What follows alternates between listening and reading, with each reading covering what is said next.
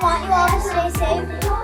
The tornado. Our theme this year for Science Camp is weather, so we're looking at all kinds of different weather phenomenon, doing different science experiences and experiments over weather. We are looking at different tools for weather. We're looking at green screens. Our kids are becoming meteorologists. We're throwing them into tornadoes and blizzards, going outside, looking at wind speeds, all kinds of cool stuff.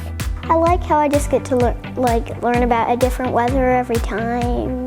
And I like school, but it's just like having more fun, So our kids are super engaged. They're having a lot of fun doing all of the things. As a parent myself, I think just being at Science Camp is really awesome because they get to learn a lot of different things, but they get to learn it with all the hands-on stuff. So there's a lot of crafty things that they get to do. They're learning a lot as they go through as well. I teach middle school science, and we're even hitting some of the middle school things. So they're learning, but they're also having a really awesome, fun time doing it.